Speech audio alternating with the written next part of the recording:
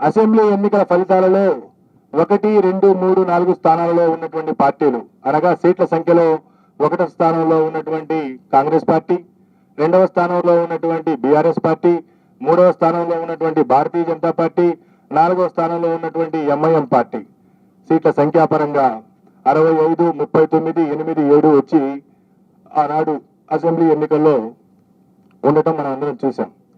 5 నెలలు తిరిగేలోపే ఆయా రాజకీయ పార్టీల యొక్క స్థితిగతులు పూర్తిగా మారిపోయినాయి. 1వ స్థానంలో ఉన్నటువంటి కాంగ్రెస్ పార్టీ నేడు 2వ స్థానానికి వచ్చింది పార్లమెంట్ ఎన్నికల్లో. ఆనాడు 2వ స్థానంలో ఉన్నటువంటి టిఆర్ఎస్ లేదా బీఆర్ఎస్ ఈరోజు చిట్ట చివరి స్థానానికి వచ్చింది, అనగా 4వ స్థానానికి. ఆనాడు 3వ స్థానంలో ఉన్నటువంటి భారతీయ జనతా పార్టీ ఇప్పుడు మొదటి స్థానంలోకి వచ్చింది. ఆనాడు చివరి స్థానంలో ఉన్నటువంటి ఎంఐఎం పార్టీ ఈనాడు 3వ స్థానంలోకి వచ్చింది.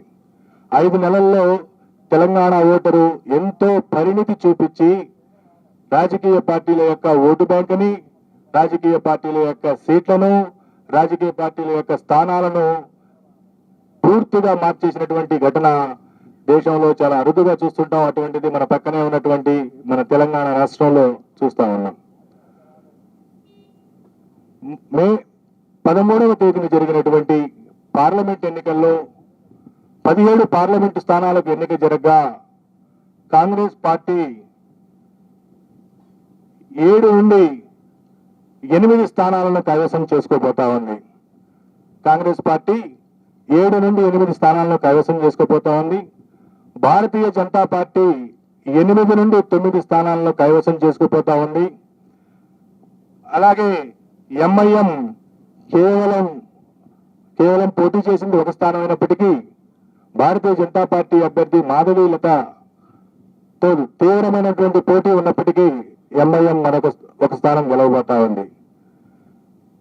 గతంలో 39 అసెంబ్లీ స్థానాలు సాధించి అంతకుముందు 2019 పార్లమెంట్ ఎన్నికల్లో 8 పార్లమెంటు స్థానాలు సాధించినటువంటి టిఆర్ఎస్ పార్టీ ఇప్పుడు 0 స్థానాలకు పరిమితం కాబోతా ఉంది.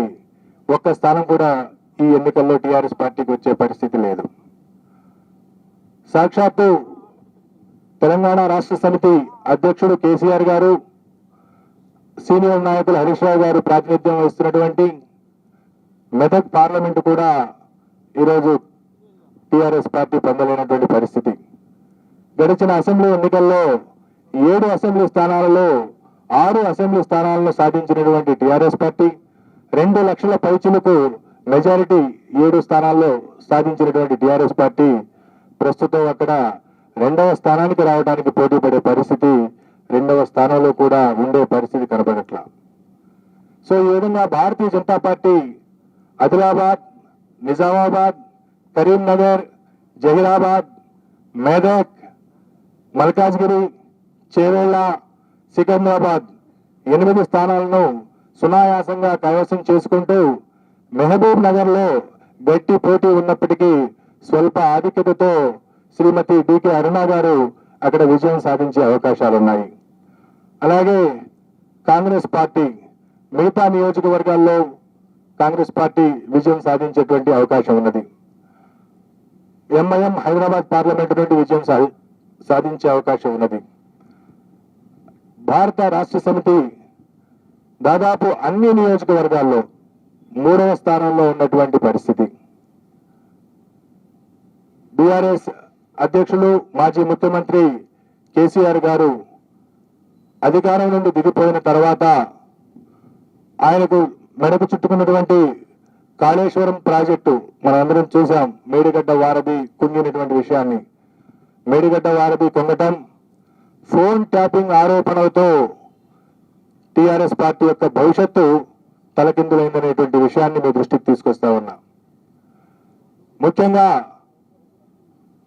ఫోన్ ట్యాపింగ్ కేసీఆర్ గారు ఎంతో గొప్పగా చెప్పుకున్నటువంటి జలయజ్ఞంలోని మేడిగడ్డ వారధి పొంగటం,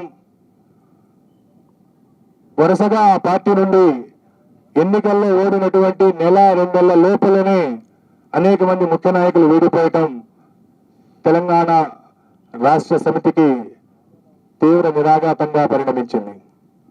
కొన్ని నియోజకవర్గాల్లో టిఆర్ఎస్ పార్టీ డిపాజిట్ కోల్పోయేటువంటి పరిస్థితి వచ్చింది. అలాగే తెలంగాణలో మొట్టమొదటిసారిగా భారతీయ జనతా పార్టీ 17 పార్లమెంటు స్థానాల్లో డిపాజిట్ను పొందబోతా ఉంది. అనేక స్థానాల్లో 2వ స్థానం లేదా మొదటి స్థానంలో ఉండబోతా ఉంది. తర్వాత